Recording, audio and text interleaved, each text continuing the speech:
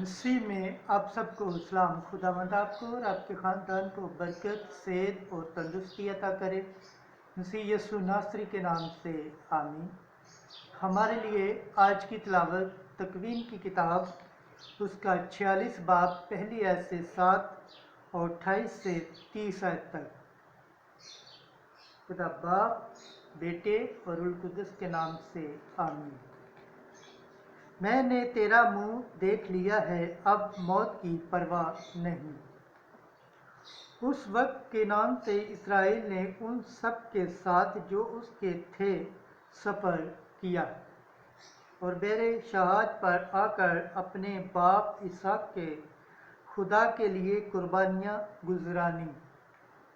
اور خدا نے رات کو خواب میں اسرائیل سے کلام کیا اور کہا، اے یعقوب۔ وہ بولا، میں حاضر ہوں۔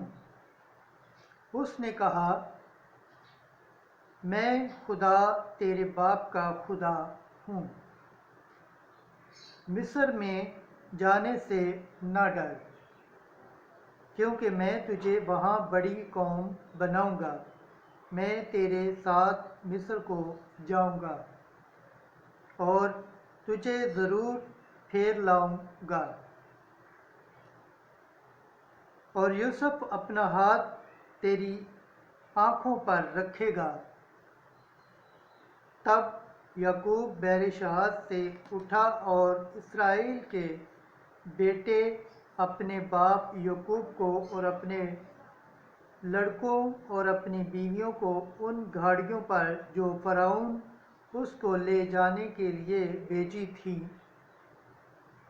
لے چلے، اور انہوں نے اپنے مویشی اور اپنا سب کچھ جو انہوں نے ملک کنعان میں جمع کیا تھا لیا۔ اور یعقوب اپنی سب اولاد کے ساتھ مصر میں آیا۔ اس کے بیٹے اور اس کے بیٹوں کے بیٹے اور بیٹیاں اور اس کے بیٹیوں کی بیٹیاں اور اس کی سب نسل اس کے ساتھ مصر میں آئی۔ اسرائیل نے یہودا کو یوسف کے پاس خبر دینے کے لیے اپنے آگے بھیجا کہ وہ جوشن میں اسے ملے۔ اور وہ جوشن کی سرزمین میں آئے اور یوسف اپنی گاڑی پر اپنے باپ اسرائیل کے استقبال کے لیے جوشن کی سرزمین کو گیا۔ اور جب اس نے اسے دیکھا تو اس کے گلے لپٹے ہوئے دیر تک رویا۔ اسرائیل نے یوسف سے کہا، اب موت کی کوئی پرواہ نہیں، کیونکہ میں نے تیرا منہ دیکھا کہ تو ابھی تک زندہ ہے۔ خداوند کے پاک کلام پڑھے اور سنے جانے پر خداوند کی برکت ہو۔ خداوند کا شکر ہو، آمین۔ آج کا زبور پڑھا جائے گا، زبور 36، اس کی 3 آیت سے 4، 18ویں سے 19ویں، 27ویں سے 28ویں، 29 سے 40 آیت تک۔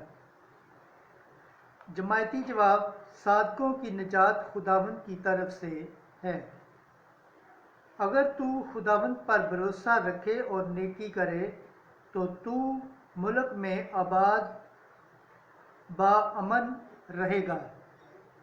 اگر تو خداوند میں مسرور رہے تو وہ تیرے دل کی مرادیں پوری کرے گا۔ جماعتی جواب، صادقوں کی نجات خداوند کی طرف سے ہے۔ خداوند کامل دلوں کے ایام کو دیکھتا رہتا ہے اور ان کی میراث ابد تک باقی رہے گی۔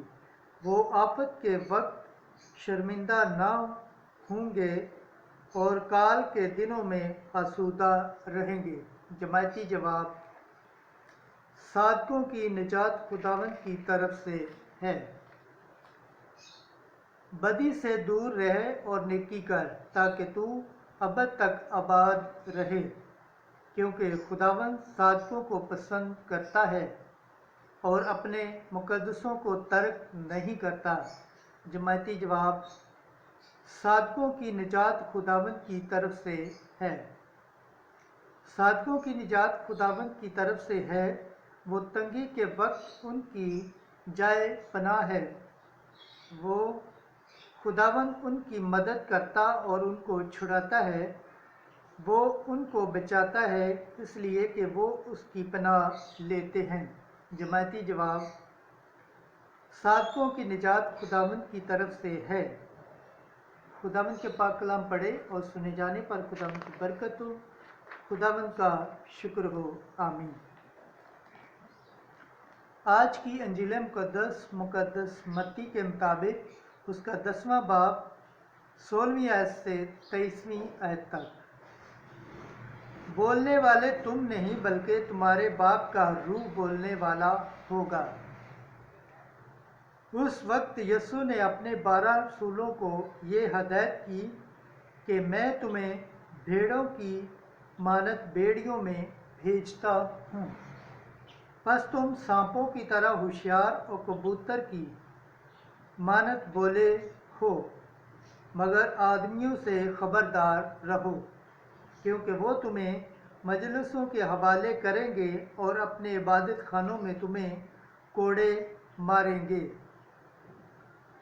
और तुम मेरी खातर हाकिमों और बादशाहों के सामने हाजिर किए जाओगे, ताकि उनके और गैर कौमों के लिए गवाही हो। लेकिन जब वो तुम्हें पकड़वाएं तो फिक्र ना करना कि हम किस तरह कहें या क्या कहें, क्योंकि जो कुछ तुम्हें कहना होगा सो उसी घड़ी तुम्हें बताया जाएगा, क्योंकि बोलने वाले तुम नहीं बल्कि तुम्हारे बाप का रूह तुम में बोलने वाला होगा। भाई को भाई और बच्चे को बाप कत्ल के हवाले करेगा और बच्चे माँ बाप की मुखालफत में उठेंगे और उन्हें मरवा डालेंगे, और मेरे नाम के बायस सब लोग तुमसे किना रखेंगे, मगर जो आखिर तक साबित कदम रहेगा वही निजात पाएगा। लेकिन जो लोग तुम्हें किसी शहर में सताएं तो किसी और में भाग जाओ। मैं तुमसे सच कहता हूँ कि तुम इसराइल के शहरों में ना फिर चुकोगे कि इब्ने इंसान आ जाएगा।